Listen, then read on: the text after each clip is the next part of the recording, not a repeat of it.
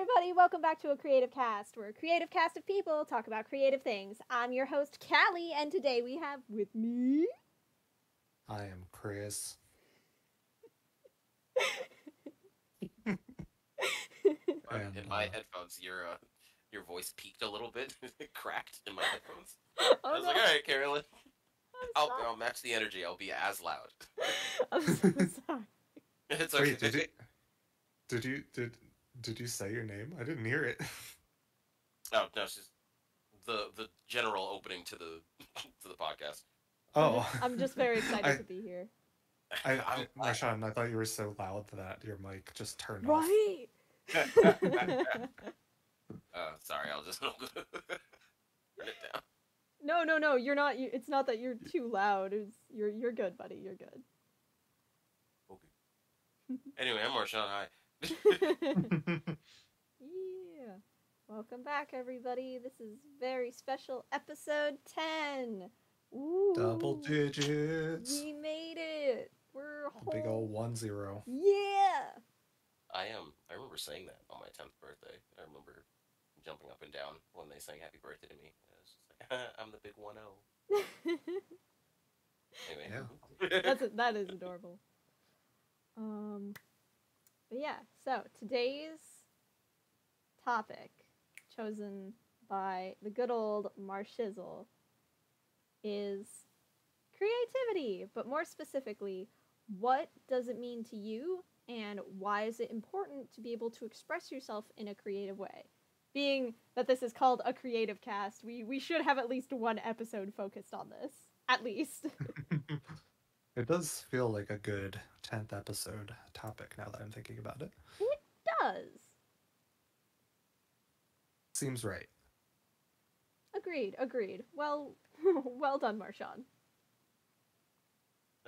Thanks. I got a million of them. Oh my gosh. So, creativity. Right. I don't like it. No. I hate creativity. Girl. Bah humbug. Bah humbug. Chris, because where to start? You had bullet points and everything. Do you want to start? It seems like you're quite prepared for this. You seem very eager. Well, yeah,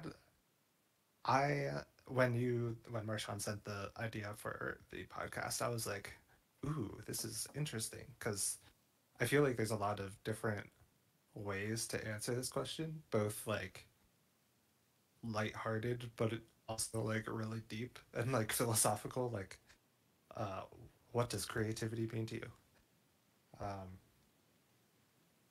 But I guess like starting with some of the more lighthearted stuff, art for me is, well, it can be, I won't say is, but it can be just like a relaxing thing to do, or like being creative, expressing your creativity is like it's like a pastime.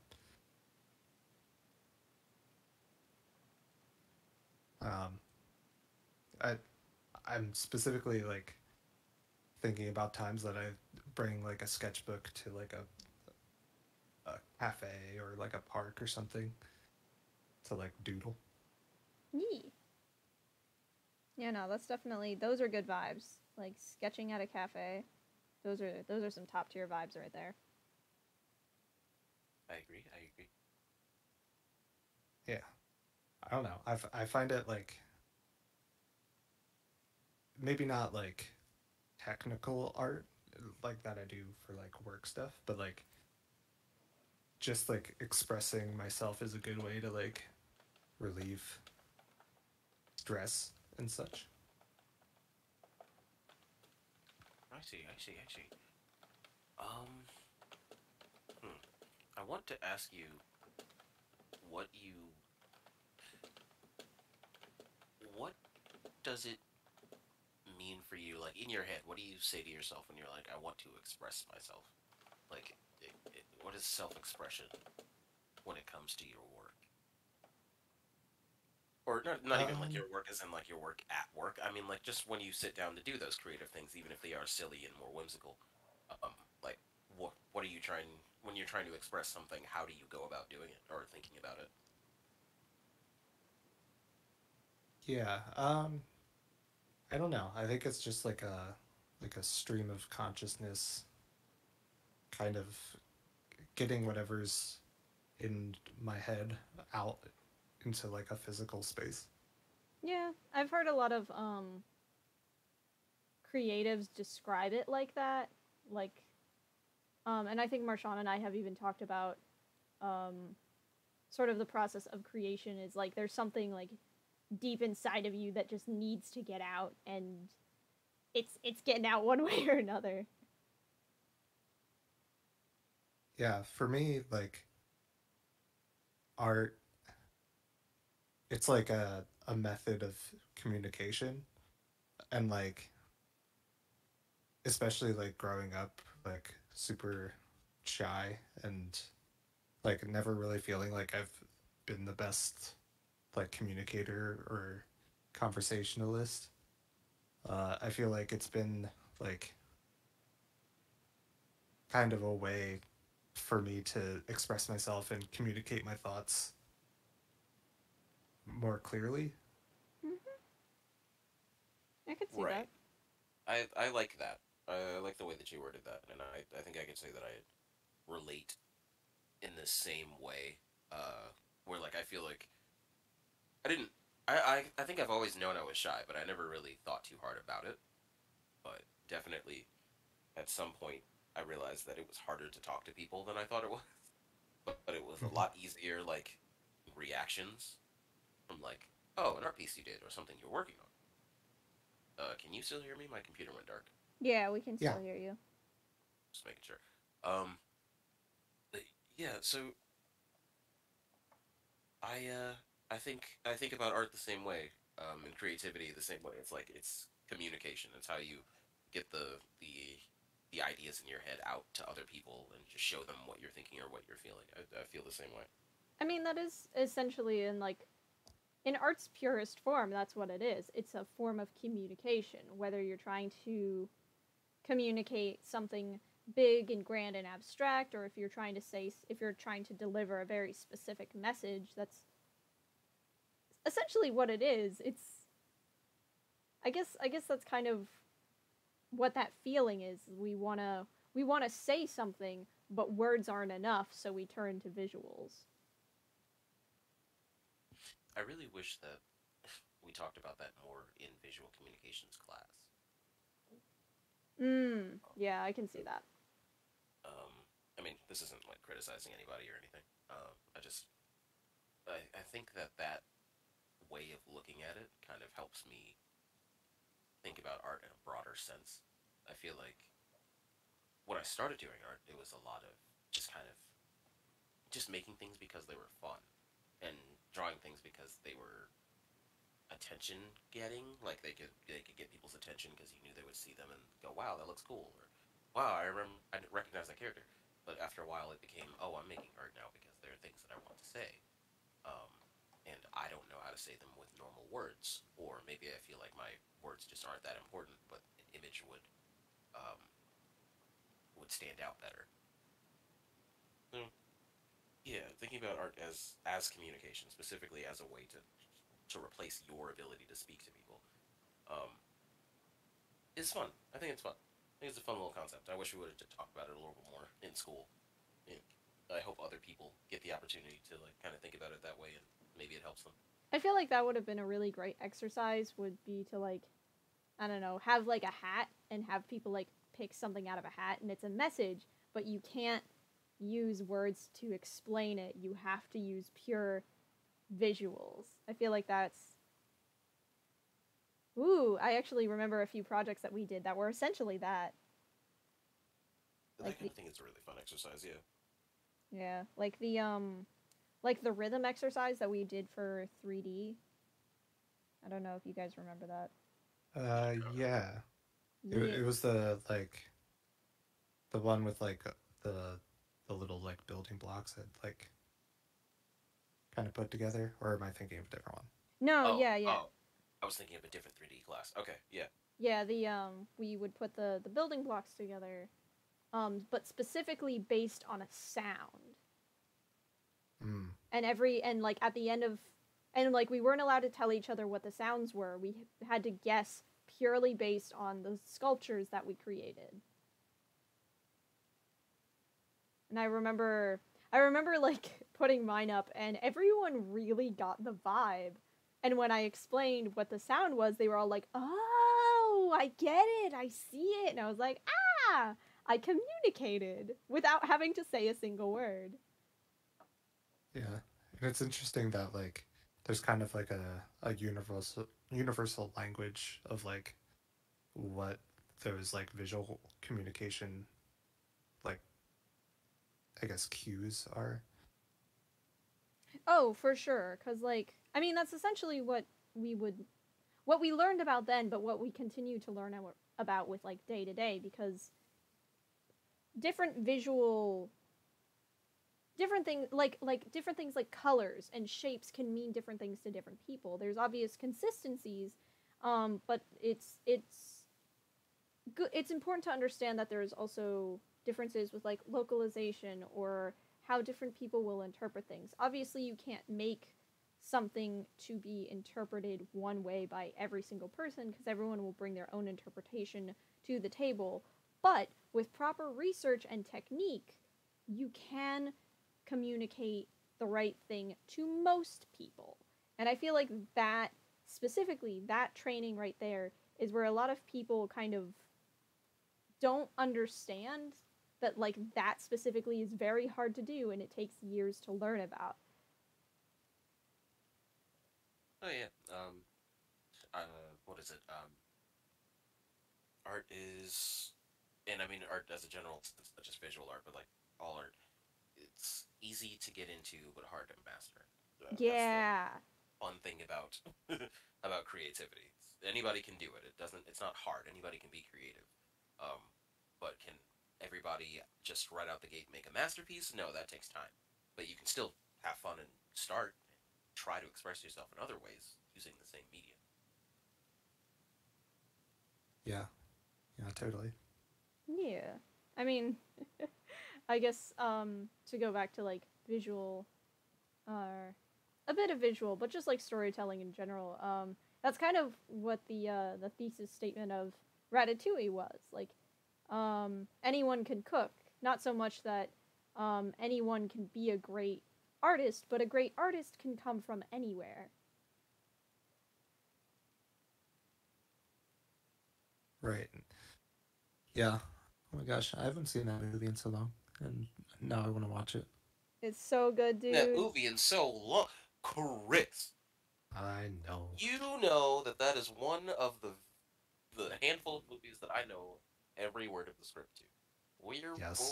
We're watching Ratatouille sometime. Now Yes, I. that I know we can watch remote. Yeah, Yes. we can watch on Disney Plus. I've got it. Watch it together. Everyone, we're gonna have a Ratatouille night over Discord. Sweet. Yes, I would love We'll that. get all the friends involved.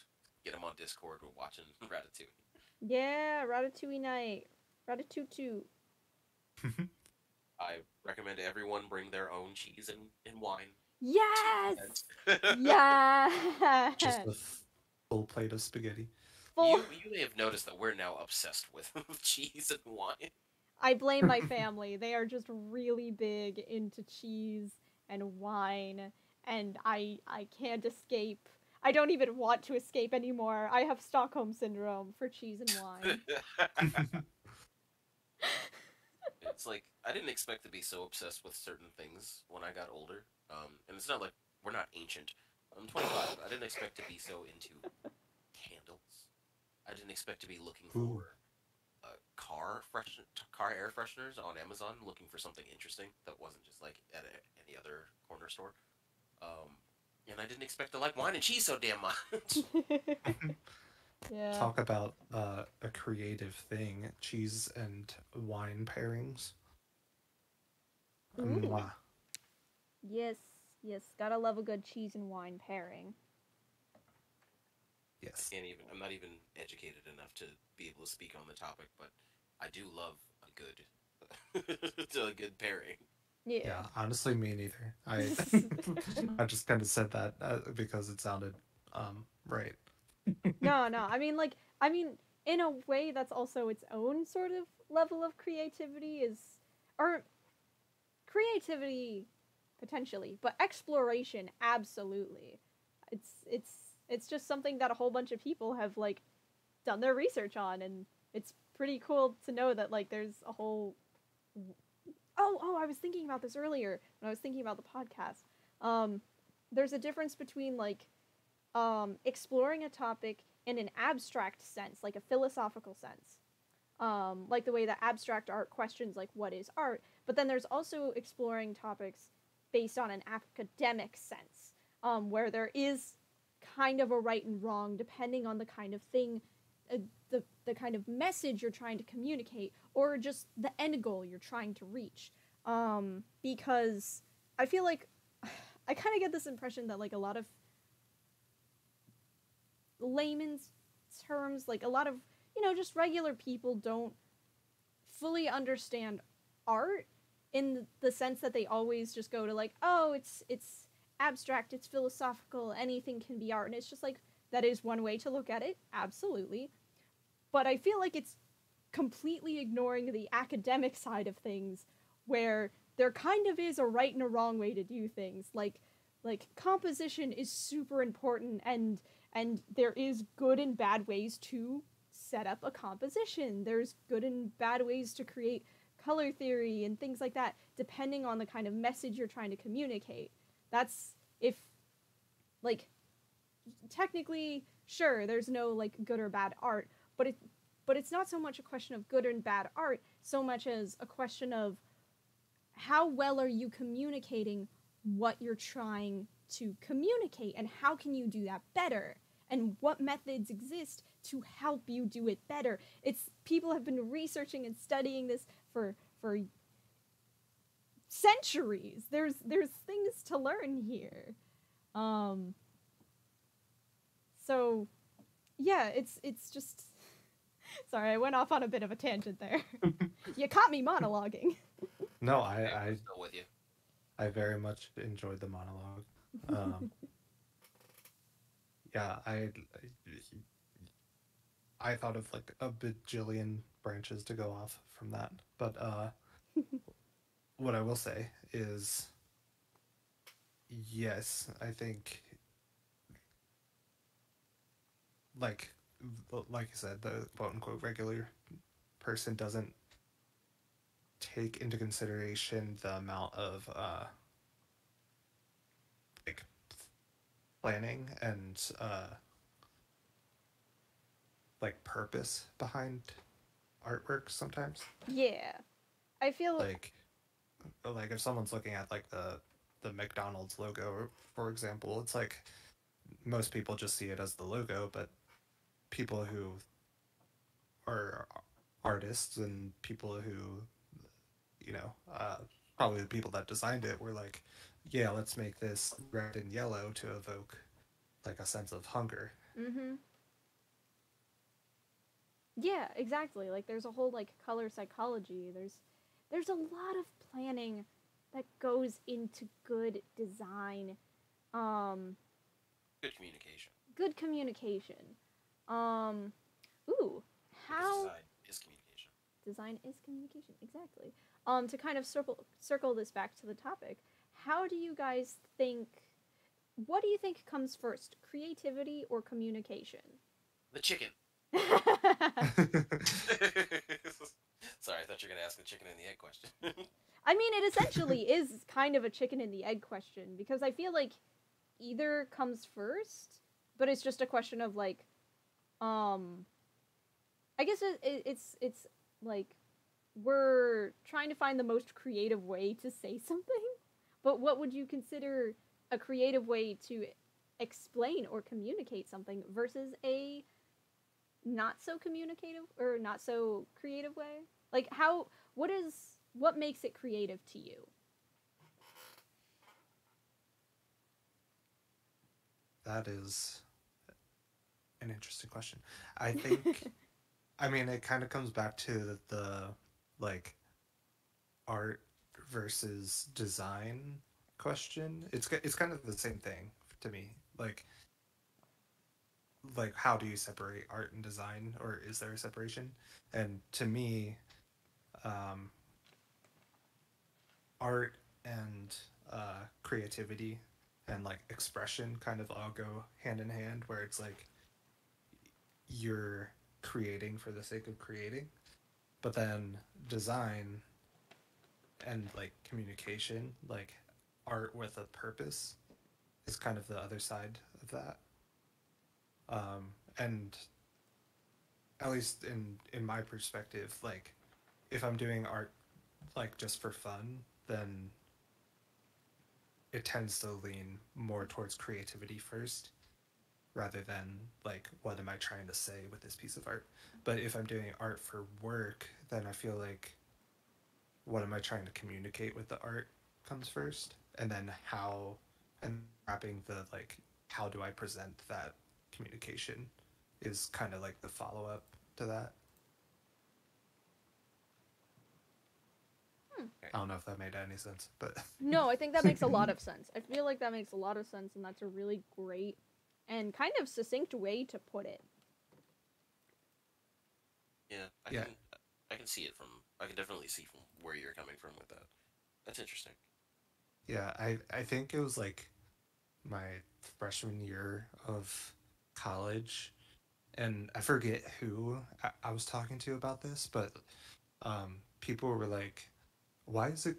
Or not people, but I was having a conversation with someone, and they were like, "Why is it called the College of Art and Design? Like, aren't they the same thing?" And I was like, "No," Uh, but like, yes, but no, but yeah, I don't know. That question is really interesting to me. like, yeah, apples and oranges are both fruit, but they're different.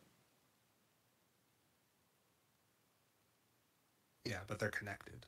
Yeah, yeah. And there's like there's a there's a gray area in between. Like you can make art that's like both creative and communicates a message. Obviously, like Mhm. most art does, but um, there's definitely art like that leans closer to either edge. Yeah, absolutely. I mean, if I, what do you see in your mind if I told you I painted a house? I drew a house and I presented it to you. Like briefly, could you just like describe? You would probably just like describe a normal house, right? Like picket fence, steps, beams, porch, maybe a dog running outside. There's an image there. But for the person who designed the house, they still know how to draw. They still have the skills of an illustrator, but when you look at the blueprint of a house, it doesn't look like the painting of a house. A painting is meant to represent aesthetics, have all these feelings and make you have all these things that represent and elicit feelings like mood, sunlight, mood and sunlight. Sorry, like the impact of the light and the color and um, the time of day and all of these things are considered to help give a specific feeling and mood and intention behind a piece. But a blueprint is not that. A blueprint is a mathematically, technically correct, um, specifically put together uh, delineation um, of a house and how the structure works and again like mathematically how this works and how that works and where the weight should go and all of these things. There's an equal amount of consideration put into a blueprint as a painting, um, but the consideration is more functional as opposed to emotional. I think with design, a lot of the thought process behind it should be functional and should be mathematic and should be specific. Um, when it is just designed for design's sake. But when it comes to design in art, I think there's a bit of that logic, absolutely, but that has to be blended in with like an emotional connection as well. There has to be a level of play, a level of understanding how other people feel about things, and then putting those things in front of them in a recognizable and easily digestible way. I think there's kind of going off the house comment. I feel like there's definitely a conversation to be had between like um the people who like design the visuals of the house and the people who physically have to build it, kind of that conversation between like, okay, what visually will look nice, like how like structurally can we make this house look pretty versus like what's realistically possible.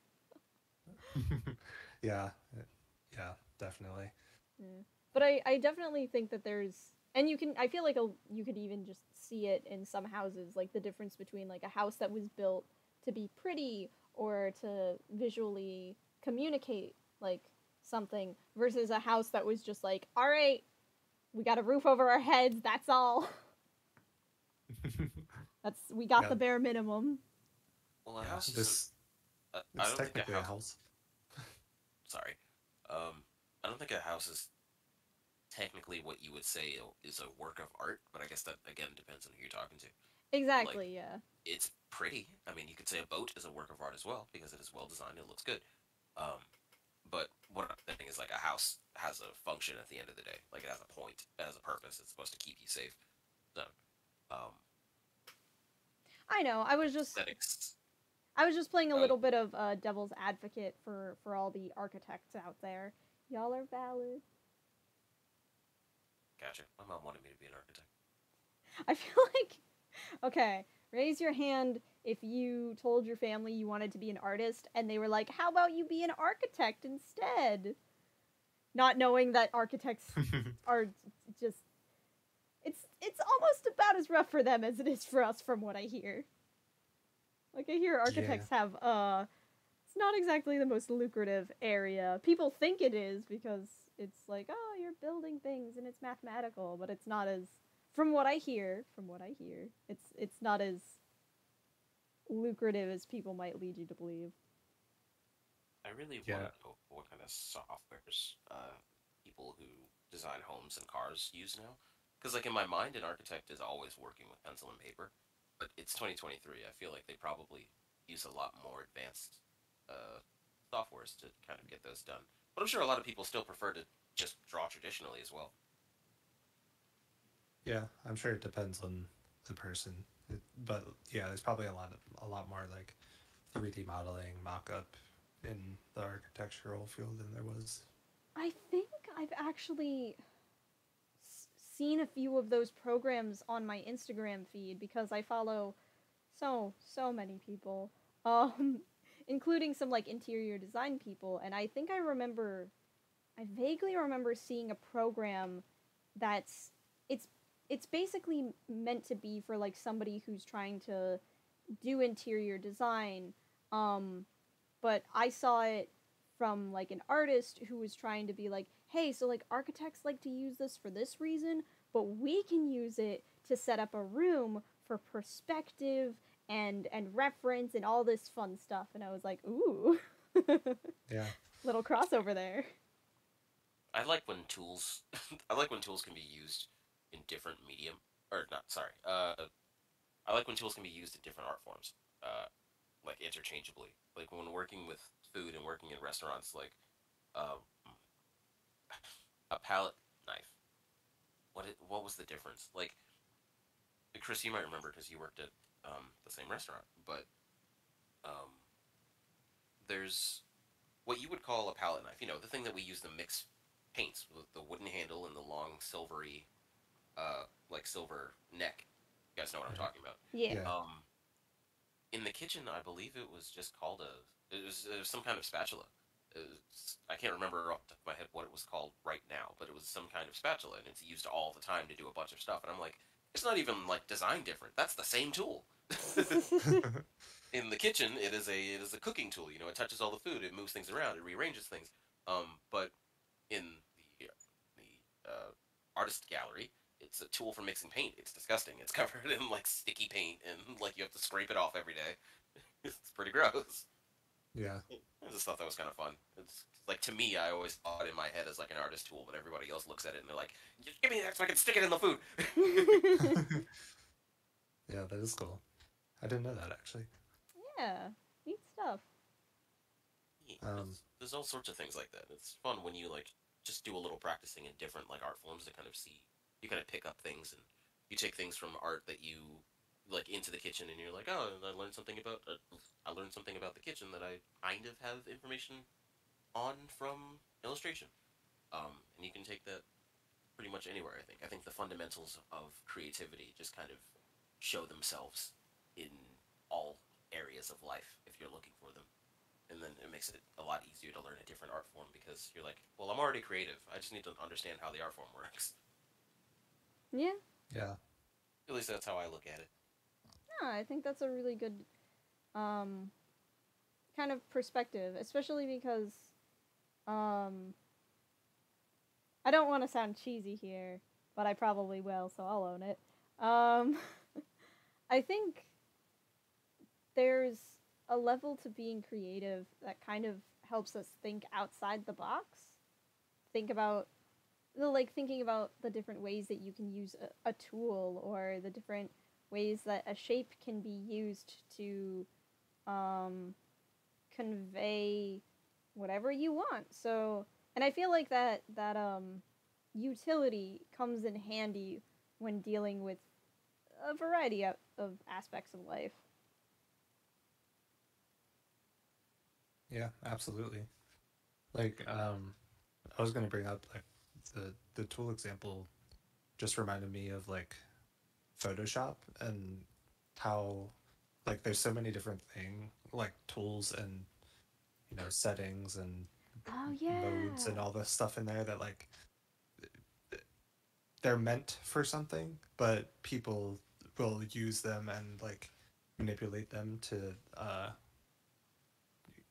build up their own pieces. Yeah. Yeah, in a variety of very creative ways, if you will. Oh yeah, like I'm glad you brought that up because if there's anything that's like a what is it called? A Swiss Army knife, a Yeah. pocket tool. Yeah. If there's anything that's like the Swiss Army knife of like creative world, it's freaking Photoshop. Um, there are so many tutorials that I remember watching back when we were in freshman year. When there were a lot less tutorials on YouTube than there are now, and like a lot of people would say things like Photoshop, when used as a tool for illustrators, has its set uses. But there's a whole nother side, like a whole nother world to Photoshop that other professions and other people are using that don't even touch the tools we use daily. Um, and it, like for completely different functions. And I'm just like, wow, you can do so much with Photoshop. It's such like a deep world of functionality. Um, and depending on what you need it for, you will probably never ever see those other functions because what reason does anybody have to master Photoshop? And maybe there are people out there who have to use like every function of Photoshop that I don't know about. But like, it's kind of crazy. No matter what you're using Photoshop for, you're probably not using 100% of it because it's just so multifaceted. Right? Like they even started implementing like 3D stuff, and I just, oh man, I remember watching an artist use it a little, not a whole lot, but like they used it a bit to help with like things like perspective and like backgrounds and stuff. And I always thought that was so cool. I was just like, dang, they're learning this whole other side of Photoshop, and like they're obviously just like dipping their toe into like the bare minimum. I'm sure it's an iceberg that I can't see the bottom of, and they probably barely know where it ends either. But it's just cool that there's like that Photoshop really is like a jack of all trades kind of a program. Yeah. Yeah. Photoshop is I remember like first learning Photoshop and being so uh like feeling like I knew exactly like what it was, like just like a photo editing app, and maybe that's because like Right. people use the word like Photoshop to like Photoshop a picture. Exactly, But yeah. yeah, it's totally different now. Yeah, Yeah, no, it's so huge. yeah, I remember that same thing. Like, I don't remember where I was or what I was doing when I found out that you could paint in Photoshop. Because to me it was always just like, oh, it's the photo manipulator. Like you use it to edit and manipulate photos. That's cool. And it's great at that. If you learn how to do that, it's fantastic. Yeah, But like, for a lot of people, that is literally all they do. yeah, yeah. But then like I found out that I can paint, like I can draw in Photoshop just like for fun. and it was all downhill from there, buddy. The next level to that, honestly, for me, was always like, okay, so I can make my own images in Photoshop, but then I can go back and then use Photoshop for photo editing and manipulate the thing that I've made to look even cooler. Like that's the Ooh. stage where I am, where I'm just like that's like the compositing stage of illustration that I don't think we talked about a lot in college. Um, and I feel like a lot of people just in general, when it comes to digital art, just they don't talk about it in my person, like or people that I know, not online. Um, but I'm like, oh yeah, so like Photoshop has like a million other tools that you can use to make this to like enhance this kind of thing, and you can put this kind of filter on that, and then paint on top of it to kind of make it look a little different. And like, there's so many extra tools that I had no idea existed. Yeah. And that's just like the basic like photo editing side of Photoshop. I never looked into it, so like there's a bunch of things that are pretty basic that I just didn't know about. It's fun going back to kind of find ways to use tools in different ways, and that's the creative side of it. It's not just how to draw or how to paint; it's how you use your tools to make interesting things. Not even necessarily original things, just interesting things. Yeah. Yeah.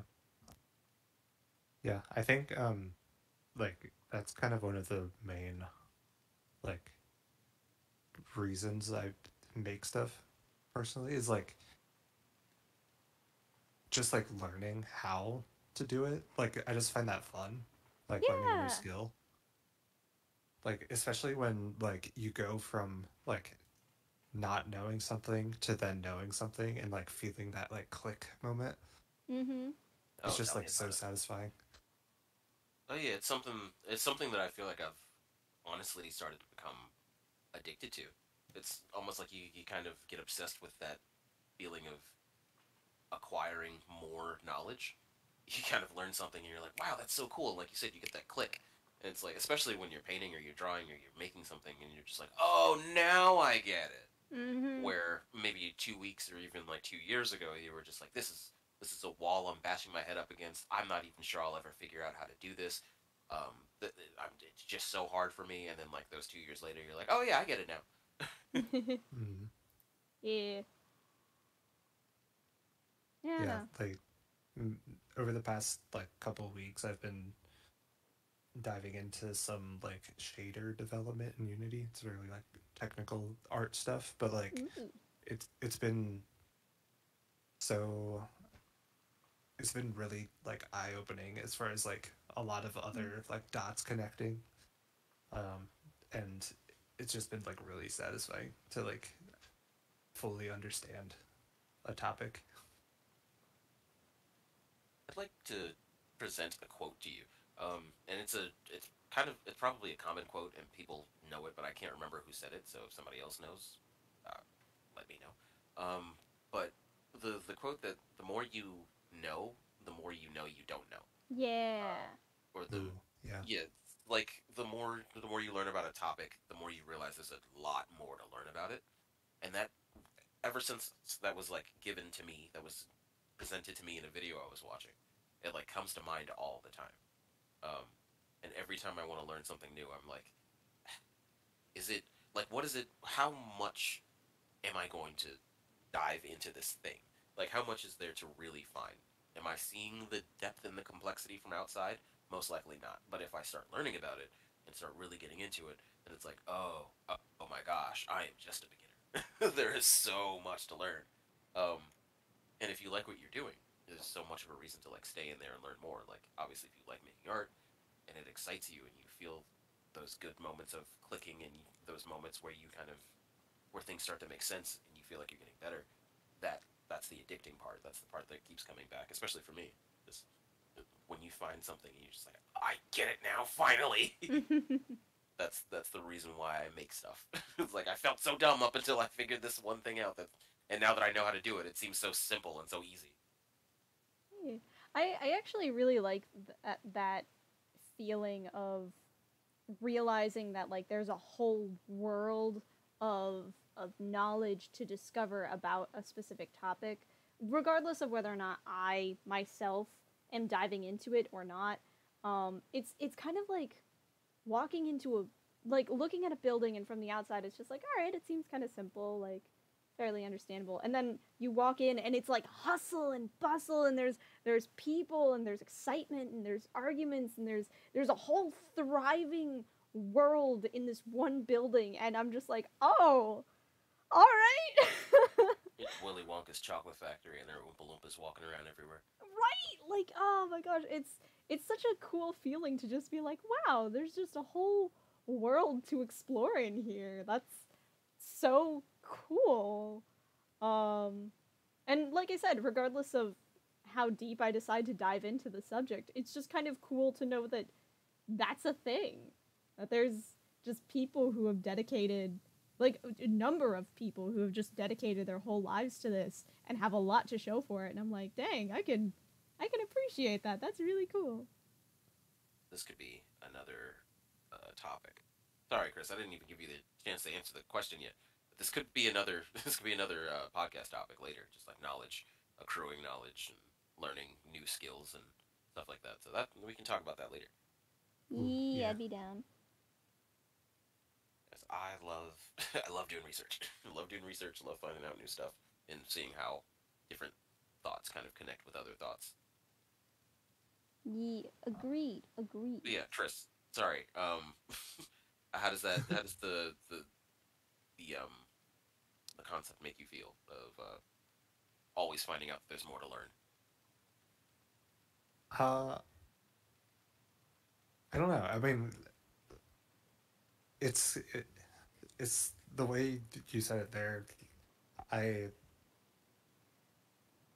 like there's the one side of me that's like, yes, it's very inspiring, but there's also like the part that's like, oh, there's so much that it's almost like daunting. Oh yeah, absolutely. Yeah, I can definitely tell. I can definitely see that too. Yeah, it's like opening a book a book that you thought had like 10 pages and it really has like 1,000. And it's like, I don't know if I want to read this now. But or it could be like, oh, there's so much to read. That's fascinating, Yeah. Absolutely. You can pick up a book that looks like that's only got 10 pages, but the font is like incredibly small. It's like, damn it. Sometimes you don't even realize like how far deep into the rabbit hole you've gone until like you meet someone who's new, and you're just like, oh no, I'm the person who knows things now. Buddy, pal, I don't know how to tell you this, but I don't know jack shit. Like, I know I look like I know what I'm doing, but I really, really don't. And I don't know who out there does know more than me, but we can find them together and maybe get some questions answered. So I feel at work, honestly. Yeah, I it's like a continuous thing of like feeling like you're mastering things and then feeling like you still have like the world to learn in front of you. Yeah. Oh yeah. It's funny how the perception of that can vary, or maybe I'm just talking my experience, but the perception of that can very easily, depending on your mood, switch between wonder and horror. Like you were kind of saying earlier, it's like it is incredibly daunting when you put hours or years into something and you're like, oh my goodness, there's still years and years left of knowledge to find if I want to reach certain goals, or if I want to feel like I've quote unquote mastered something, like I can call myself a master. And it can really just kind of hit you over the head and be like, man, I don't want to be a master. I just want to do fun stuff. But sometimes, some days you look at it and you're just like, wow, there's so much more to learn, and I'm so glad because I don't have to stop doing what I'm doing, and I can always get better. And there's always new ways to combine techniques and new ways that people are answering their own visual questions, and what there are new things to learn from those people. And that is fun. That's always so much fun if you want to make the stuff all the time, if you want the thing all the time. Um, Yeah, I guess yeah. that's. I mean, I think I remember talking. I don't know if I was talking to you guys about this, but I remember like when people were asking me like, "Oh, why did you want to go into the art field?" And like, obviously had a lot of reasons why I wanted to go into the art field, but one of them was like, it's kind of like an endless fun. Like there's never an end to it. There's as long as people can be creative, there can be new art. And that to me is cool. That's fun. That's awesome. That's something I want to see. It's the acceptance that like I know I'll never be a master at it because there's no such thing, but that's kind of but that just means that it's like an endless adventure and I get to just just be see other people do creative things and I get to do creative things. Like it'll never run out, and that's just the cool part to me. Yeah. Yeah. That's really interesting. I never. I mean, I'm sure I've thought about stuff along that lines, but like the way you phrased it was really cool. Thank you. Um, did it's just a random question that spawned from that. Was there like a specific point for you guys in life that you remember that like you knew that art was what you wanted to do, or like you knew that you wanted to be a creative, or I don't know. I was just wondering if there was like a if it was like a slow build, or if there was like an inspiring moment. Uh, I'm. I like to think I've always been like an all or nothing kind of person. When it comes to certain things. Uh, and I got into art because my dad drew. My dad drew and he was good at it, and I wanted to learn how to do it. And then I learned how to do it well enough to get people's attention in like middle school. And then I got good enough that some adults were saying, "Hey, maybe you should go to art school." And I didn't know that that was a thing.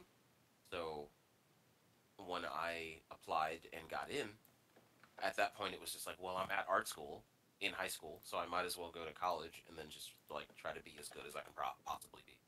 So maybe like in my mind it was like logically be an artist. You're already starting on this path. You already like doing it. Just try to be as good as you can be, and this is just the path now. And if I, well, there was really no if I don't like it in the future. It was like, well, I already like this, so let's just keep going. Luckily, I just kept liking it. So I guess you could say it was kind of a slow build in the sense that like I just continued to love it more and more and solidify it as my personality. But you could also say that in the beginning, I just made the decision like, well, I'm an artist now. I haven't been doing this for like I haven't been doing it for 2 years yet, but like I'm just gonna pursue this because I like doing it. I don't like anything else in school, so might as well keep doing this. Yeah. Yeah. How about you, Chris?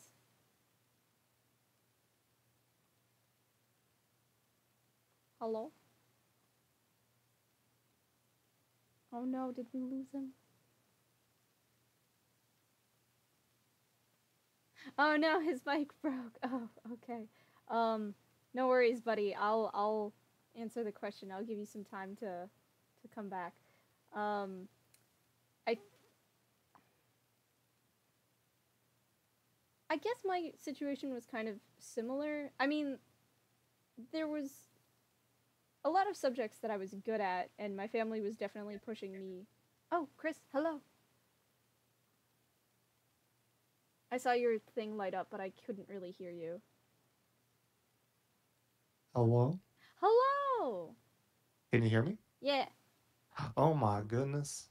Can you hear us? I'm sorry. No, I'm you're back. My mic decided to not mic. good. Yeah. Yeah.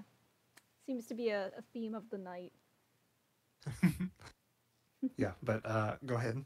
My family was definitely pushing me to do more like sciencey sort of engineering kind of stuff.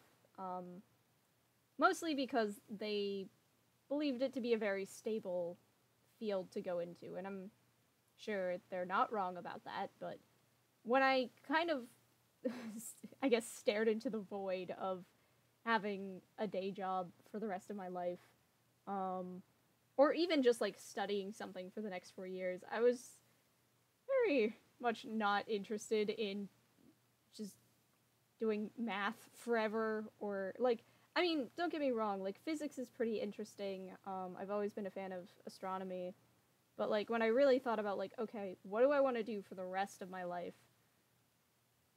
All it was art. It was just art.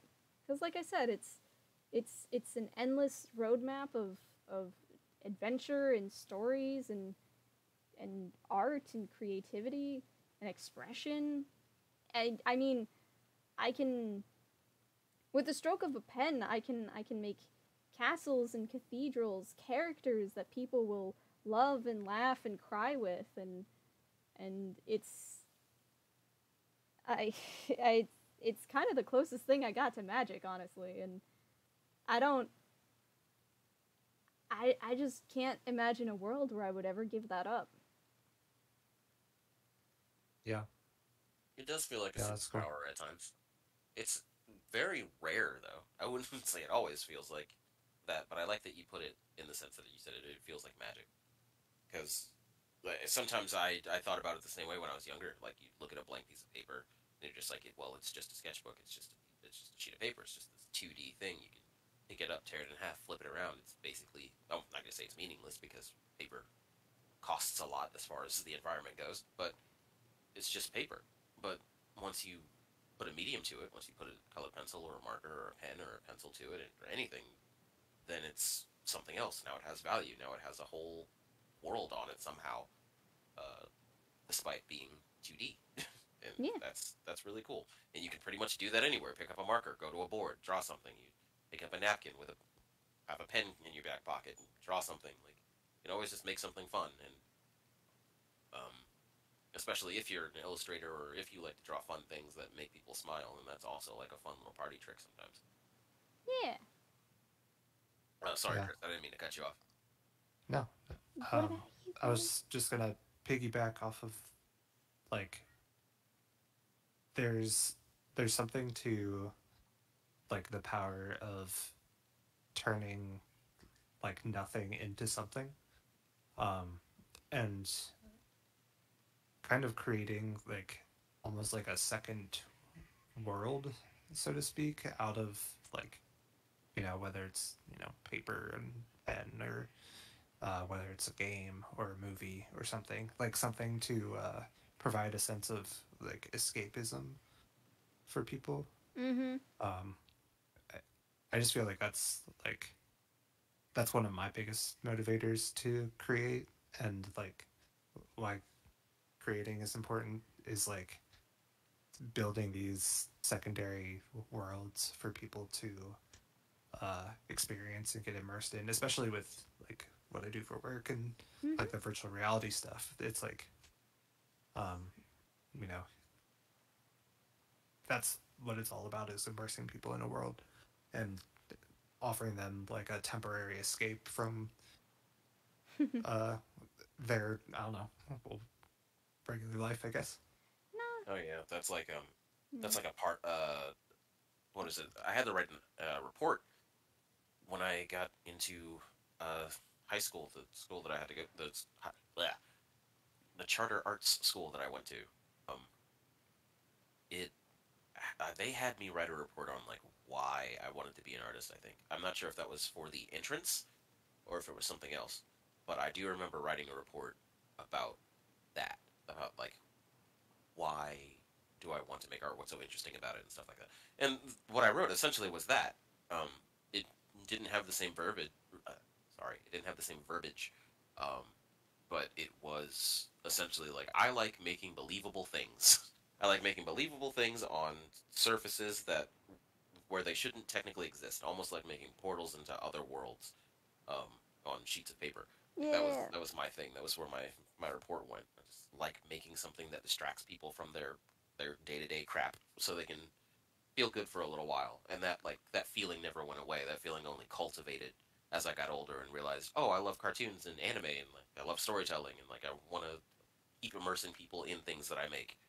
Um, so yeah, that feeling has been with me since I guess the beginning of art making up until now. It's Yeah. funny that you bring that up.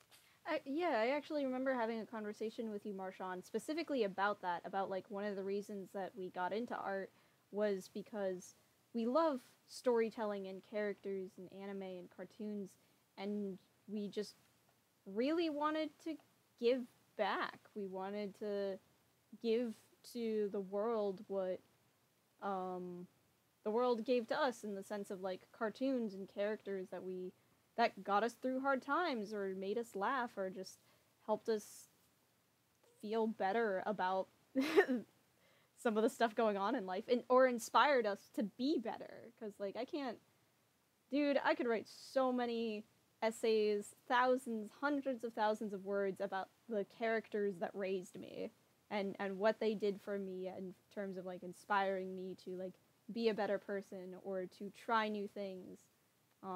And if I can do that for somebody else, well, I think I've done it. I think I've succeeded. You've done the thing that or at least in my case, if I do that, I feel like I've done the thing that I get out of bed to do.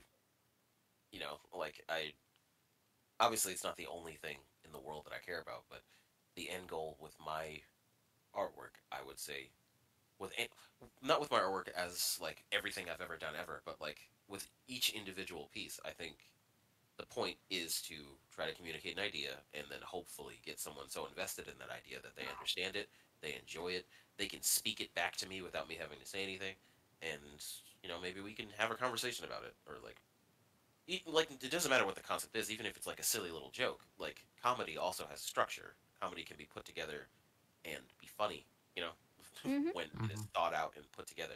Um, and that translates into like little comics and like art and stuff like that. You can make funny art, and even if, like I said, even if it is just comedy, you can still like, if someone gets the joke, then they come back to you and they're like, "Wow, I thought this was so funny because of this and this." Then you can talk about it, and now it's just like we're communicating over something before we even spoke about it. You're talking to a complete stranger about an idea that you had that they got, and now we're both like, we're breaking it down and we're having a connection as human beings.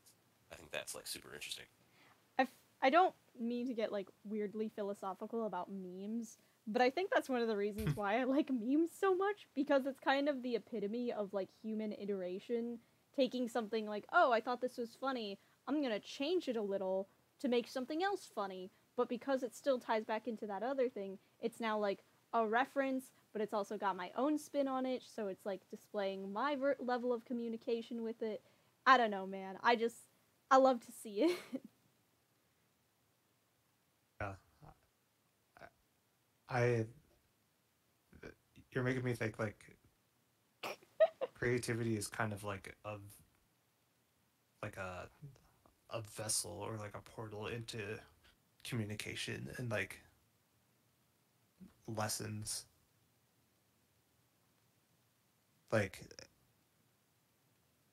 I one of my notes for the podcast is like one of my reasons for creating is like to create stories that teach a lesson. It's almost like being like a parent to the audience. Oh, yeah. Take their hand and take them on a journey. Oh Yeah. yeah, I mean, like anything you do as an artist is almost like a cautionary tale to your children. It's like the things that you write and create are usually lessons that you had to learn, whether easy or hard. You know, lessons that you learn in life, and then you communicate those lessons back to other people who may not have experienced it, or people who have experienced it and come to the same conclusions. Yeah. Which I feel like is a lot like raising a kid. You do the same thing. Hey,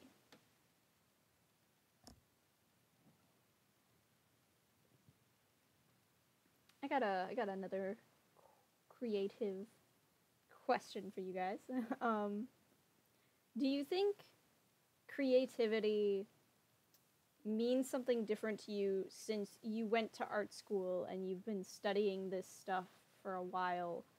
Um, versus like what creativity means to I don't know, just like everyone else, I guess. specifically like going through or specifically from art school. Yeah, like because you were so immersed in a quote unquote creative field, like,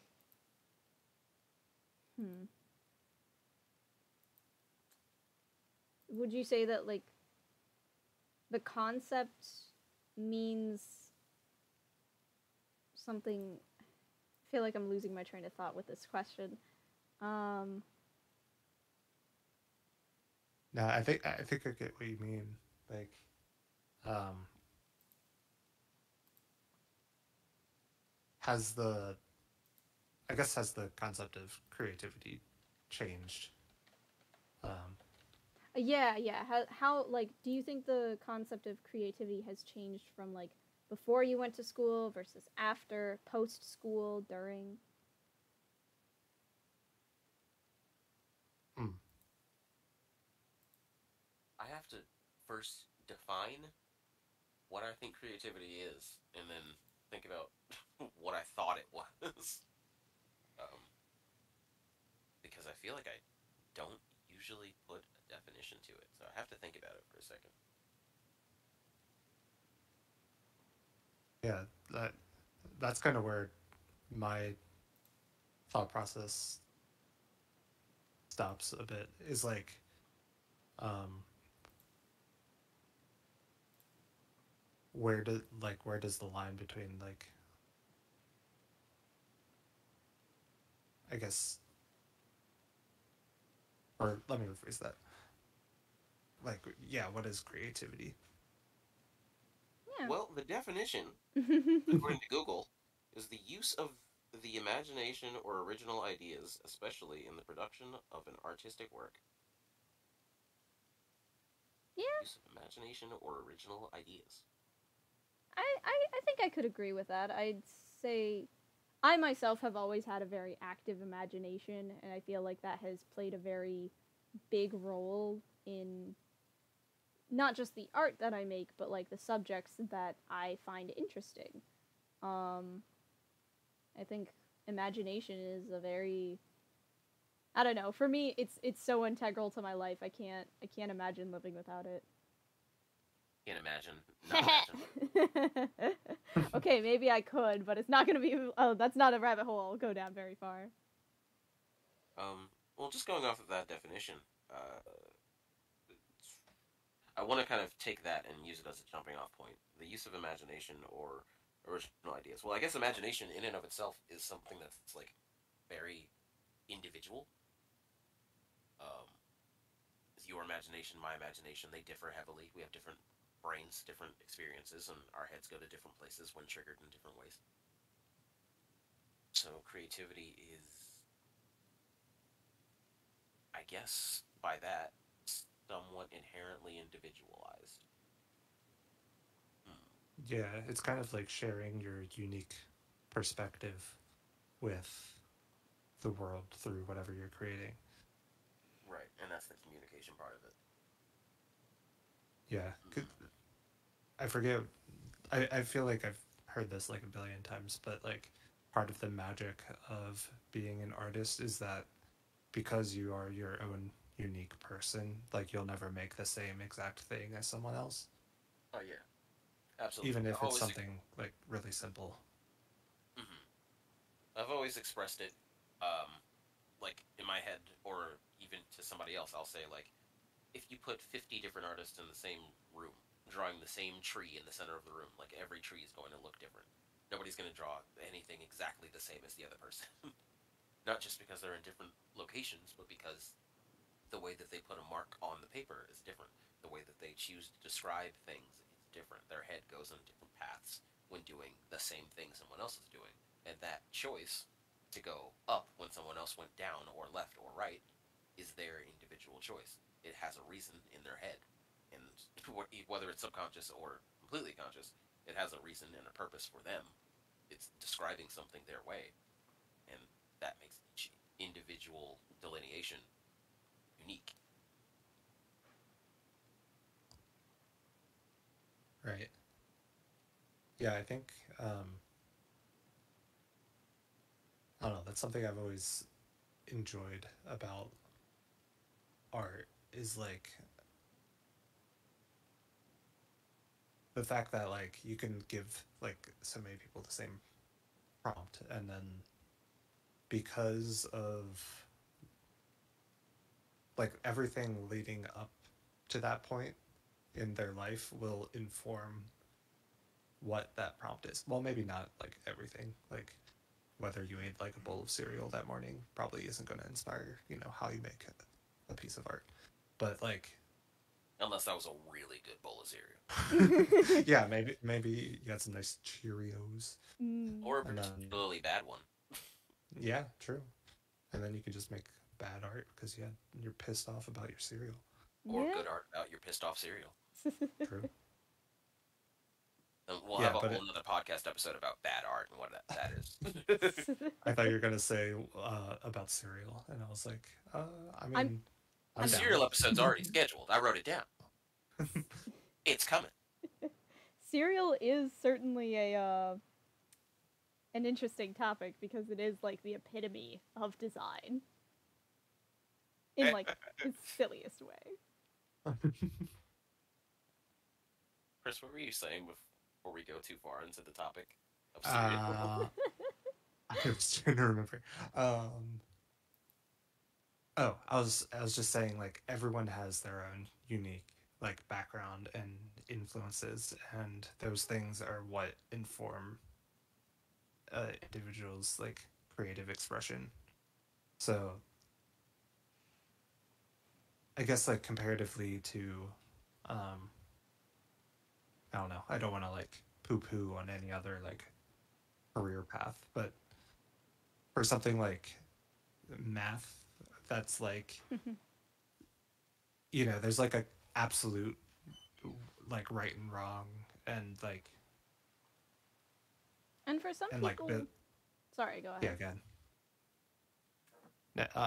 I was just gonna say like there's some things that, and a lot of career paths that like you don't get to display your life through that path and through that like I guess that like career, and like being an artist, being a creative, whether it's like illustration or music or other stuff. it just lets you kind of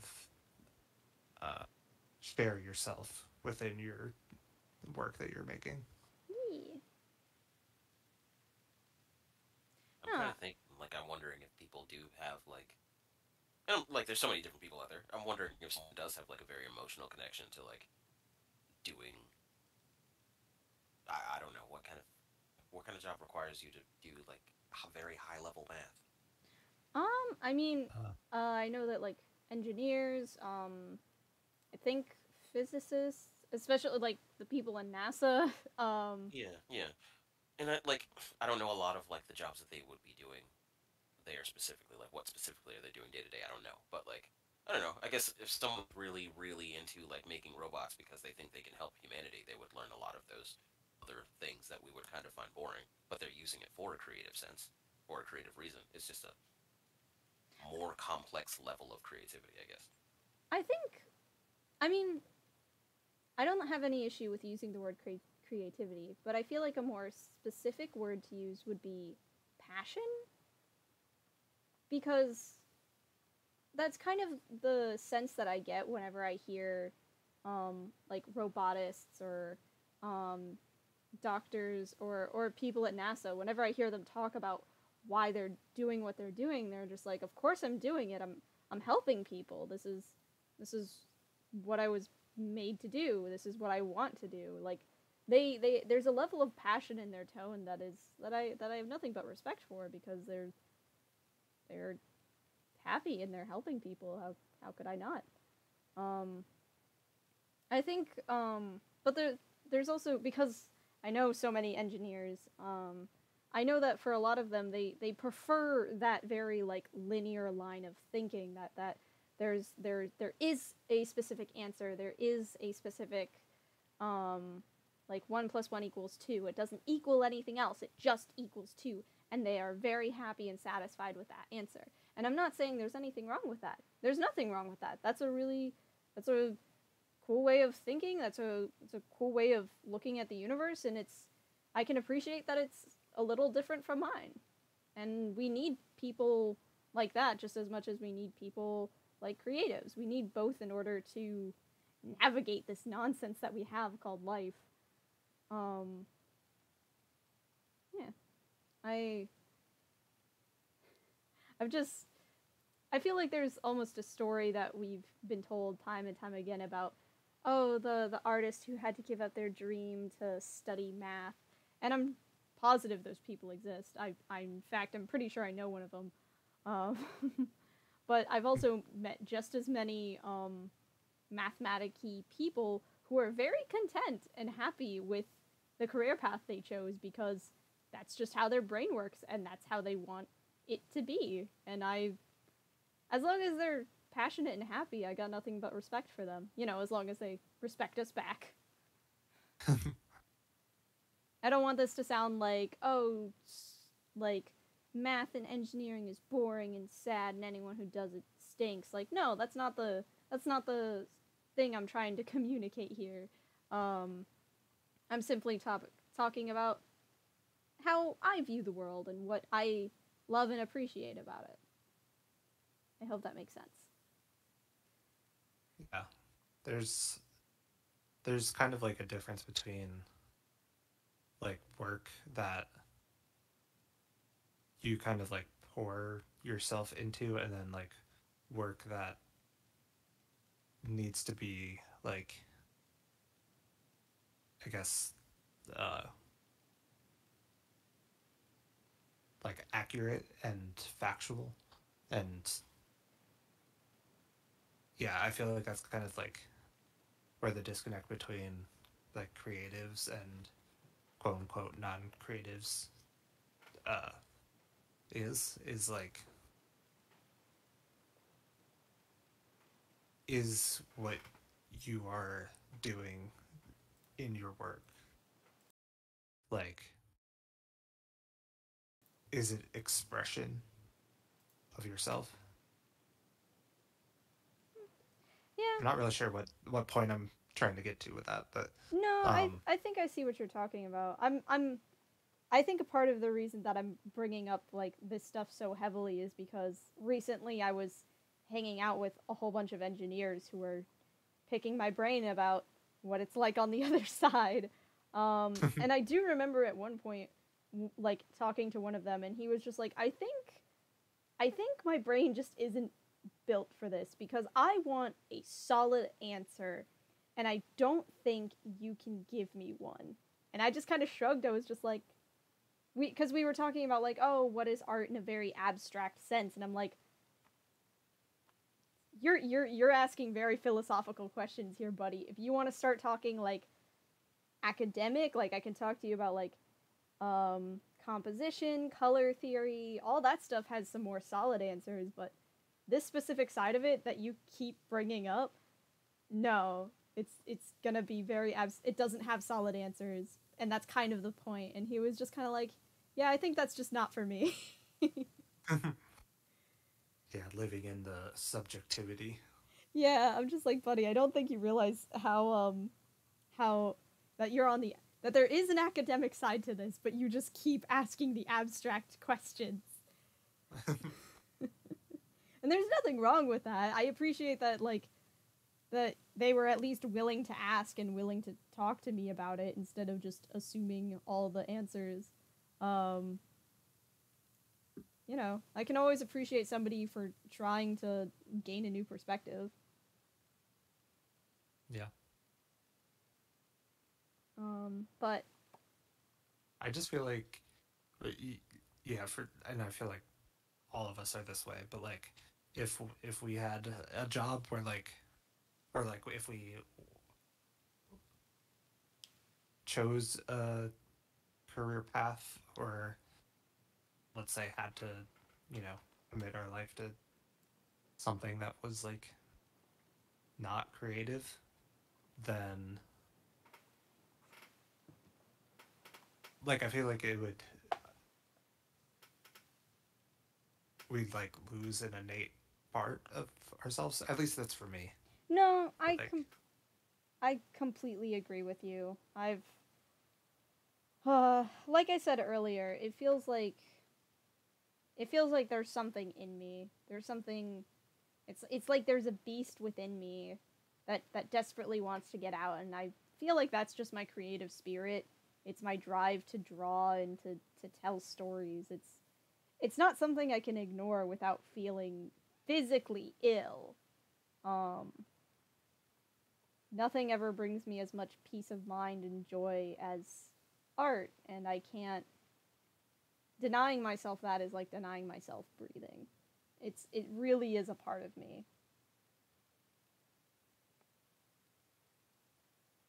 I think there's a multiple ways to look at all of this, and that's what's always going to have us going back and forth. Because at the end of the day, the more you talk about creativity and art, I think that it will always be, um, in some way, philosophical, more so than uh, objective, I guess.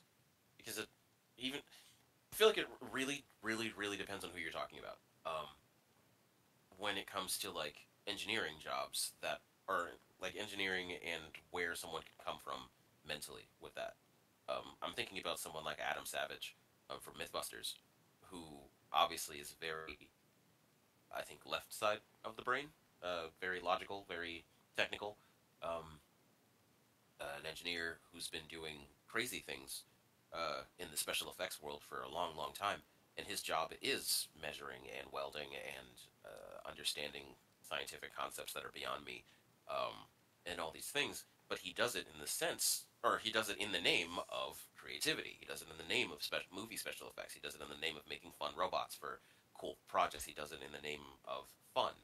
Um, I'm sure that there's a whole list of projects that he's taken on and is responsible for that were for the betterment of like society and inventions that were made to like help people out or things that were done for commission that he was paid to do that was a lot more like I guess straightforward as far as like benefit as far as its benefit to humanity. But I think outside of that, what he really likes to do is make art and make silly, fun things and make cool things and make stuff that gets people's attention. So I think that's one way to look at it. And we definitely, like, I think all of us know artists who are a lot more, while they live a life that is meant to be right side of the brain, that's creative, that's writing, that's art, and sensitivity and emotion, um, they come at that work with very logic, very mathematic, very academic mindset, and they don't speak very philosophically. Like Carolyn, you and I had a teacher that when we talk to him about work, when you talk to him about art making, I mean, he doesn't sound as in love with it as we do, or as we do, because we have our own views on what art is and what we want art to be. But when we talk to someone who is, in a lot of cases, considered to be a master of their craft and who's been doing this for over 20 years, and they kind of sound like they're dead inside, but they do the work and they're really good at it. um, because they know the formulas to make everything look the way they want it to look so they can get the paycheck and move on with their day. I mean, there are a lot of artists. There's a lot of artists that I know online, honestly, that are just like, I make the art so I can make the money and then move on. Like, I'm passionate about some things, but what I do to make my money, I just do because I have to. In fact, I'm a little embarrassed by it. So, like I said, it just depends on who you're asking and what their situation is and how their brain works specifically. Everyone comes at creativity differently. Everyone comes at inspiration differently, and everyone puts meaning behind the things that they do differently. So it's just a big philosophical wonder, I guess. The human mind. Hmm. And yeah, that's kind of fun. The fun of it, I guess, in a way, to be able to ask these questions and sometimes you get answers and sometimes you don't. But I mean, like I said, I've got a little bit of a bias towards like the not answers, because to me that means, oh, endless possibilities, endless fun. I appreciate that mindset. Yeah, Marshawn, what you were saying about like artists that um have a more, I guess, like technical and maybe not as like uh Not as emotional imagination, or logical. yeah, yeah, emotionally driven or like um imaginatively driven. Like I can relate to that a lot. Like I feel like a lot of times, especially with like the game stuff that I work on, it's like I'm I'm not really making it to like express myself, but rather to address like the purpose of the product and to like just like fulfill the project. Um, like if I don't know if I'm coding like a game mechanic, like you could say that's a creative task, but it's also like just a task that has to be done. I'm not really sure what I'm trying to say with this, but um, I think it does. I mean, it really depends on just how you decide to go about the project, right? Like how you decide to solve the problem. Because I feel like you can have the mentality of just like getting like a coding job or animation or anything. You can have the mindset to get it done formulaically and uh, with more structure in mind than emotion or than um, what else? Something that's not I guess spontaneity. But I guess that's the decision of how you interpret your job and how you like to find the answers to the questions, if that makes sense. I guess that's kind of it's figuring out like how to do that. I guess is its own creativity in its own right, because you're finding interesting solutions to what would otherwise seem like simple problems. And I maybe think that. that's Sorry, go ahead. no, I was gonna say maybe that's creativity in its purest form is just finding interesting and unique ways to solve a problem. I forgot what I was gonna say. Sorry. um, I think no, something about going back to like yes, that's absolutely what I guess individuality is in um like just finding out how you solve that problem. But shit, I'm trying to go back to something you said, Chris. It was I relate to doing art in a logical way mentally, um, because I don't feel like until recently I didn't really have much of a purpose for a lot of the work I was doing. I feel like in a lot of sense, in a lot of ways, like we were talking about when I started school, or like when I started school, it was just about like okay, well I've been drawing, so now I'm in art school, so I might as well just keep doing art school until college, and then hopefully by the end of all of it, I'll be a master, and I'll just keep doing that because that's the skill that I have. mhm. Um, that was a logical decision. That wasn't a oh I love art. It makes me think about all the good things in my life. I want to be an artist because it seems like a good idea. I mean, no, that's just not true. I thought that if I was learning a skill, I might as well double down as hard as possible and be as good as possible. So I was hoping that by the end of my quote unquote education, by the end of like high school, college, I would be good. Maybe not even good, the best. And being the best in my mind is like a quantifiable thing. Like when I was a teenager, it's just like the best means that I can do this, and this easily. So my education from then on, the things that I focused on and tried to work on were all things that I thought that the best artist would know. Like all the logical things, all the fundamental things. Um, I think what I'm trying to say is when I switched out of that mindset and started doing art for more fun, for me, I had to start asking myself, why? Like, why do I do things? What am I doing? Why do I like these shapes? Why do I like these characters? Why am I drawing this? All that kind of stuff. And then it became more passion driven, the artwork that I was making, as opposed to making the artwork that I felt like I had to study because I had to learn these skills, or I had to be this level of good at this to show to prove that I went to school and got a degree and I'm good enough at these skills. Now it's less about ego and logic and all that stuff. It's more about emotion. Yeah, I get that.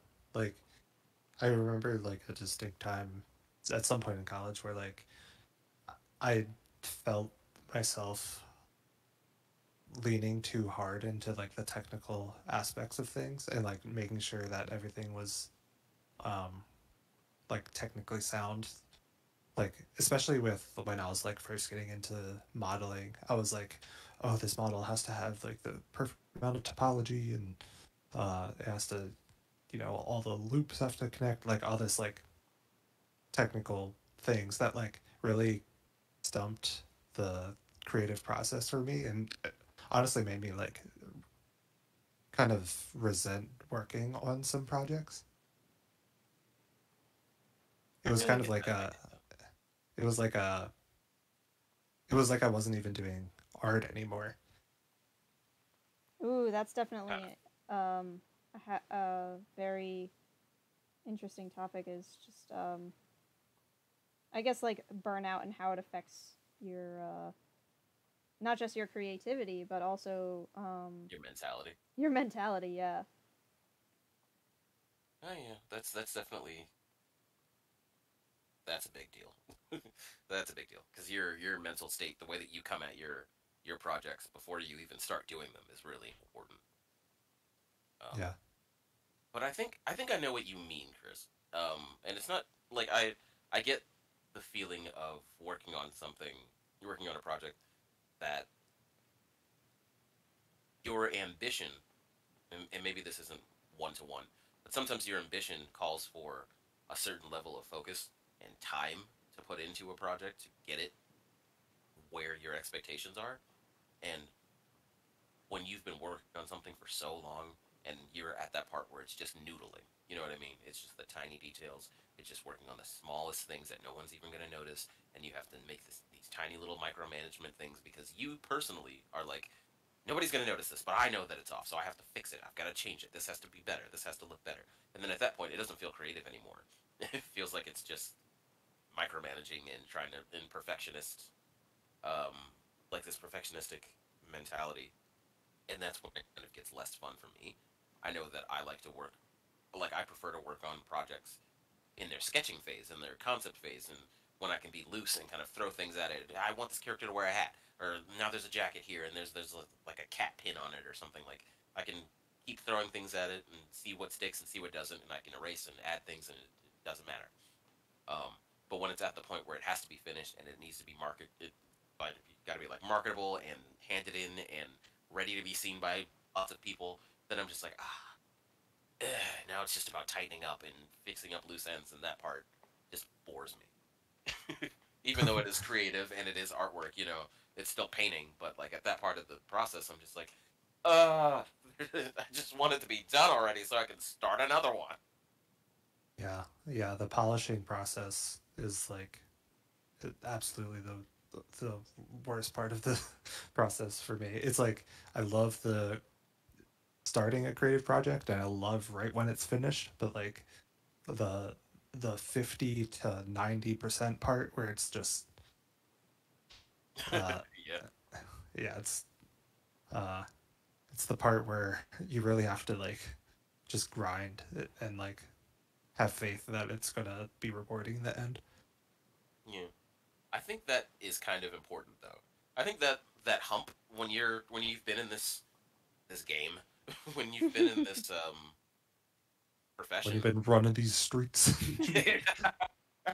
yes, when you've been running these art streets for as long as we have, um, when you put the time in, you put the mileage in, and you put the hours in, even when it sucks and you're going over that hump and you're kind of in that hump stage in the middle of it where it's just like, wow, I'm still going up this hill and I just want to stop.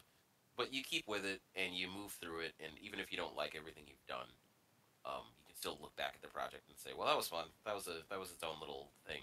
and you stick with it. You keep doing art. You keep moving on to the next project, knowing that that hump is coming. I think that's when you know that you really love what you're doing. You're willing to stick with it through the slow crap, like the slow monotony of just like, okay, now I have to sit here with these few steps, and I'm just gonna sit in this room with my headphones on, or just sit in this room quietly for the next 12 hours, and I'm gonna knock out this project. I Um, definitely think that was a deciding factor for me was during my sophomore year, I made the horrible decision. I mean, great in the long run, but it's questionable at the time.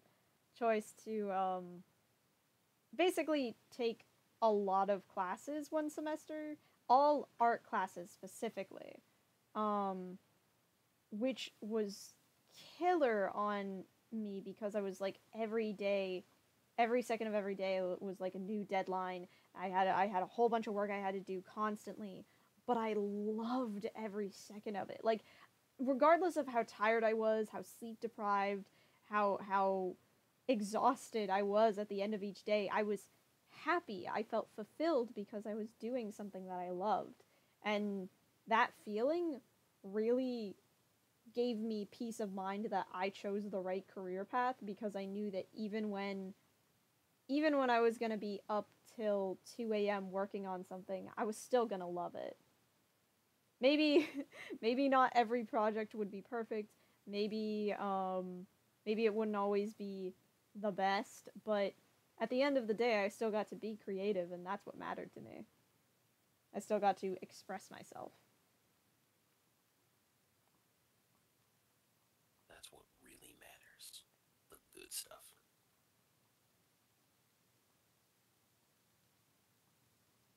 Okay, so where are we in this part of the podcast? So we are at the hour and a half mark. Do you guys feel like you have been able to? Oh god, no. Chris's mic broke again. Oh no. Oh no, he's gone. Oh, he's back. No. Hello? Roller coaster of emotion. And hello? I think the mic is still broken. Okay. But yeah, how do you guys feel? Well, I guess once Chris gets back, how do you guys feel about what we have talked about? Do you have any further questions, topics, or would you prefer to move on to just closing remarks? And don't worry, Chris, we won't make a decision without you. Can you hear me? Yep, Hey. I can hear you. Yeah. Okay. Cool. Yeah. It's I'm not to get too meta for the podcast listeners, but I'm muting myself in Discord, and for whatever reason, unmuting myself will sometimes just cause my mic to not do things again. So that's where I was. I was having that same issue last week. Yeah, I Yeah. have a mute button on my headset, and that's what I use now. That's a lot smoother because like every time I press the mute button, it just messes everything up. Yeah, the Discord mute button just like breaks things for me. But Easy. yeah, anywho, I did hear everything, and I uh I would be down to, I guess, wrap things up, but also I do have a what's it called? Do we have time for an artist spotlight? Yeah, Oh, we didn't do a right, the highlight. spotlight! The spotlight! What are your spotlights? Tell them to me. Um, Mine is a YouTube creator. Her name is Freya Holmer. She is a game developer who makes videos about technical art and game development and some math for game developers. Um, and their channel is just like really really good content. Like I feel like I should be paying for the stuff that they are putting in videos. Ooh. It's just like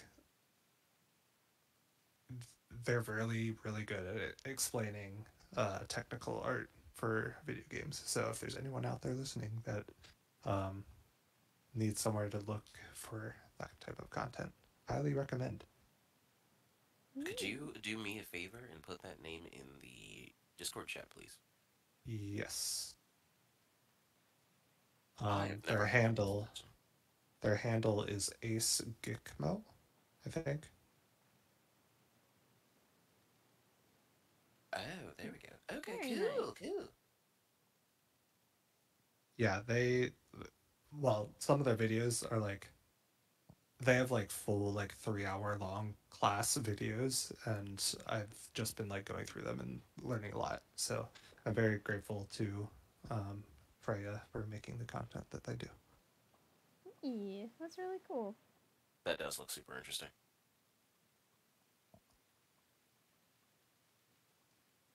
Marshawn. What about y'all? Um, I don't think I have one. I That's didn't. all good.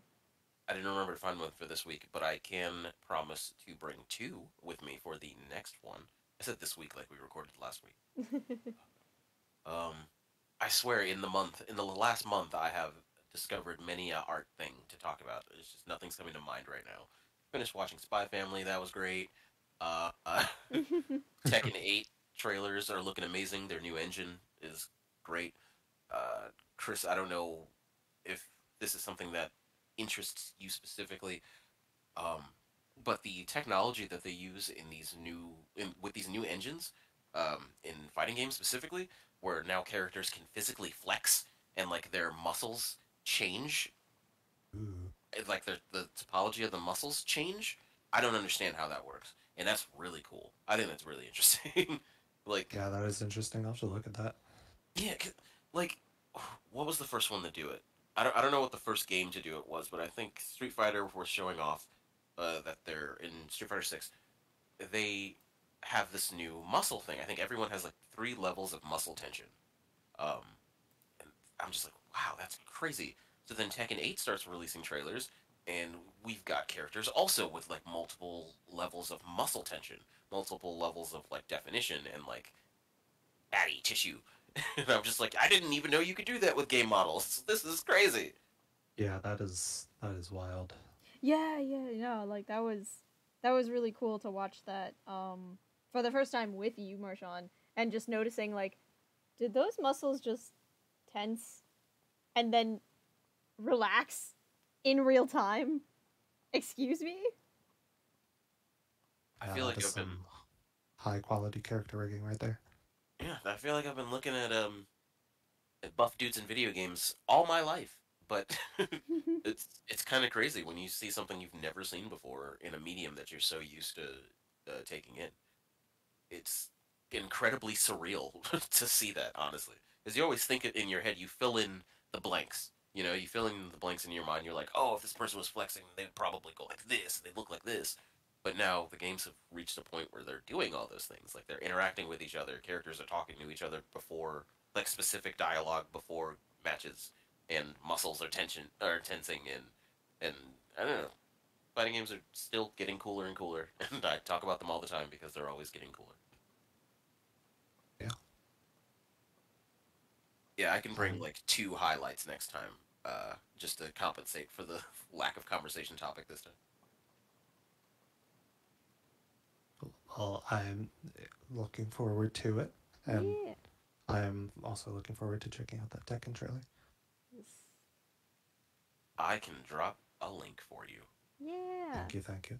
Yeah, it doesn't what's it called?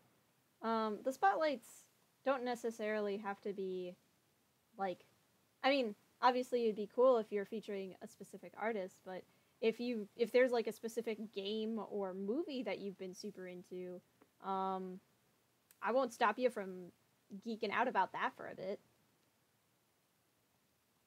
Yeah, I think, I mean, Tekken, even though it's just a trailer, it still counts in my book. Yeah. Well, it's not just one. These games have been doing. I want to say it's like new, but it's not a new thing anymore. Um, where like they'll just kind of have a highlight for each individual character. So you've got like 2 minute trailers for every character to just kind of show off the kind of things they can do, new moves, new animations, just a highlight reel essentially. And it's just really cool. They care, the level of care that there is now. These games before didn't have this kind of like fan service. They just kind of made the games and then we're like, all right, here it is, take it and leave. And that's just the interaction for the fans that it's always been. But now there's a lot more like, hey, we see you and we know what you love about the game, so here's more of it. Salivate Yeah. over it and then buy it. I love it when I love to see stuff like that when there's like a game with like a game or a movie with a very dedicated fan base, regardless of how big or small it is, and when they're working on like a new reboot for the series, when they put in the actual time and effort to make it good, it's so sweet to, regardless of whether or not I'm in the fandom, it's very fun to just see people get happy about that. I'm just like, aw, good for you guys. Look at you going and winning. I'm so happy for you. Yeah. Well, I'm just like staring at this trailer and wow. It's 56 seconds specifically where they showcase the muscle definition, and it's just beautiful. Yeah. Just shredded. That is wild. I'm just in all of the not to like tangent this too much, but the like the particle effects that are like popping off when they're doing the hits, like Hit all of the particles. like yeah, all of like the colorful like streaks and how they like communicate the different types of moves with different effects. I mean, if we really want to like, we could really sit here and break down like some of the like important things going on as far as like feel of a fighting game or as feel of a game in general. Like, absolutely, the particle effects are insane. They really hype them up with this game in particular, and a lot of people are talking about that. Like the effects and everything are new. Um, it wasn't always so. I don't want to say it wasn't always flashy. The game has always been flashy, because the whole point is to like take different martial arts styles and like essentially give you a character that represents that style and like do all the cool things you want to see from a martial arts style. Like I showed you the Law trailer just now. Law is based off of Bruce Lee. So many things he does in these trailers and these games in general are just like fun things that were taken from Bruce Lee movies. A lot of the stuff he does is less like an actual representation of Bruce Lee and more like a fun caricature of him. So he doesn't just do actual martial arts moves that Bruce Lee would actually do. He also does a lot of just like very flashy things that only exist in the movies for the sake of being fun and flashy to look at. Would they actually work in a real fight? No, but it's a game, so let it be flashy and let it be over the top. And they're pushing that even harder. Yeah. Even the flex scene that we were talking about a second ago, like the 56 seconds in, that was a flex from a specific movie scene that I remember watching with my dad and him like talking about Bruce Lee's musculature and how incredibly specific, how ripped he is for someone his size. And it was really cool to see them do that specific pose in this game, like 30 years later. So, like those are the kinds of things that get me really excited. Yeah. Yeah, that's really cool. I love little references and like even other stuff. Like I said, like I could talk about a couple of these different characters and what's so cool about them. Like especially King, who's like the grappler, and like um, all of his moves are like real wrestling moves. Like a lot of them are stuff from like WWE wrestling, but then some of it is like from real actual like um, Roman, I want to say Greek wrestling moves and stuff like that. Like actual sport wrestling, not like WWE wrestling.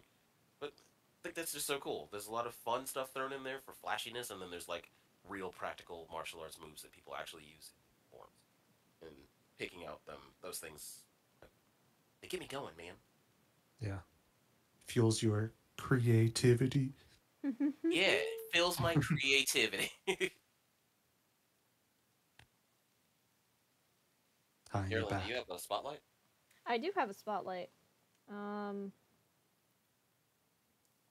boop. So this is an artist that I recently found well, semi recently found on YouTube, who's pretty great. She does like a lot of like little tutorials on like how to improve poses and character designs and stuff like that. Really showing like, okay, so like this character design is good, but here's how you could push it to make it even better. These are like poses and stuff you can do, things to kind of like zhuzh up your characters. And I've been thoroughly enjoying her little videos, because like she's obviously got like longer, more in-depth stuff, but her shorts are very like succinct and to the point and very handy.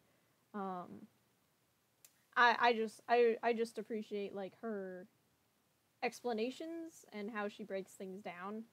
It's very handy. How do you pronounce her last name? I don't know.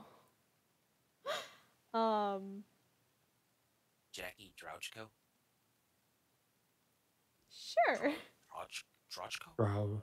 Jackie. Roach. There will be links in the description to everybody. So both of Jackie D. Yeah, Jackie D. She's very cool. I appreciate her designs. 10 out of 10.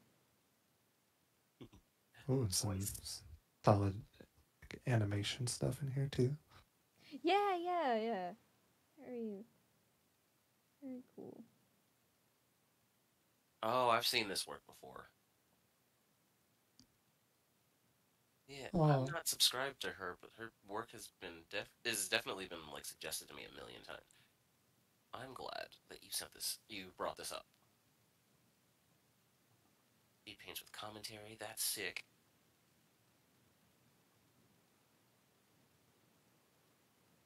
Yeah, this is cool. Thank you. Sweet. Ooh, yeah. Well. Sorry, go ahead. No, I was just gonna say, yeah, I like her, and I'm glad that you guys are also enjoying her content, because it's good stuff. It's good stuff. I think I've seen her art book in Barnes & Noble. We should go back to CNN and let's see if we can find it.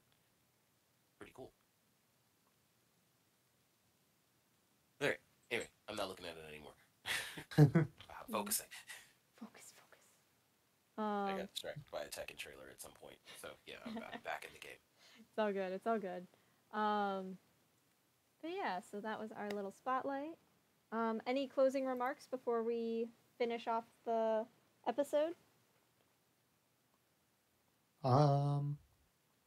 If you aren't creative,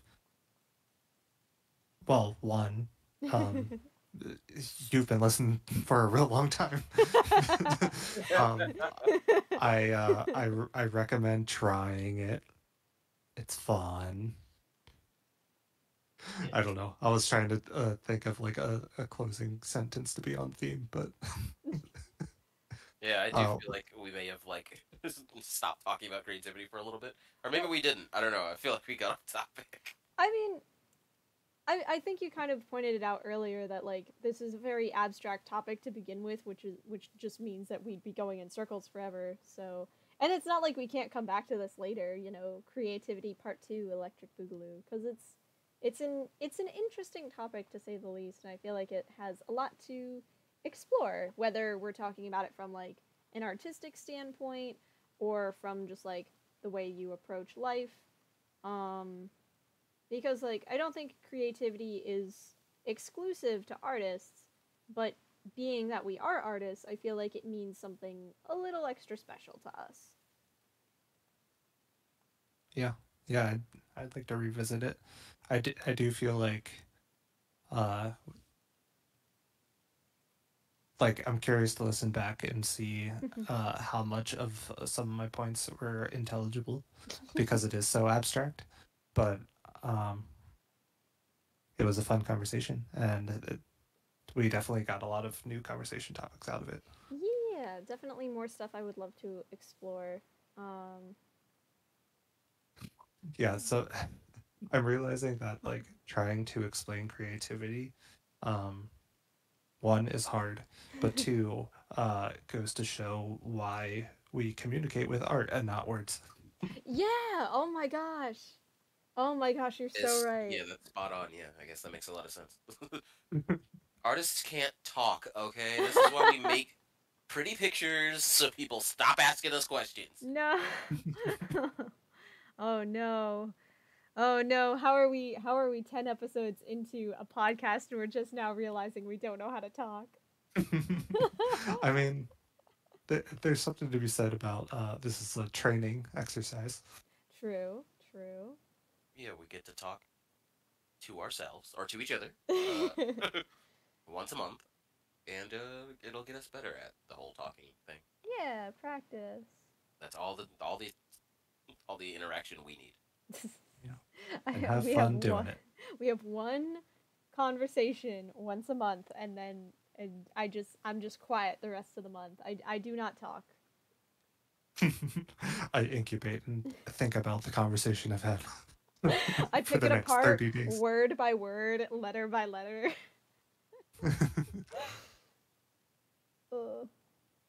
All up until we meet again. Until we meet again. That's how we should sign off every podcast episode. To be continued. Till we meet again. Don't know where. Don't know when. That's copyright. We can't put that on YouTube. What are you doing? What are you doing, Carol? You gotta bankrupt us. You gotta put us out of business. We're starving artists anyways. That's what we do for a living. We starve. All right, I would Carol. like to talk to you about this supposed business that we're being put out of. Didn't you know the check from these podcasts was supposed to come to you in the mail? Did you not see? Have you not been getting those? Buddy, I think you're not stealing your mail. I've been getting a lot of bills. Oh, that's the opposite. Bills that specifically say Creative Cast. Well, you know, I mean, we gotta keep the lights on somehow. We keep the lights on by getting Chris to pay the bills. I don't know. Anyway. Sorry, go ahead. No, it's all good. It's all good. I was going to say maybe you should wrap this up before we get too delirious. Yeah. Thank you so much for listening. We will catch you next time. Bye. Bye. Bye.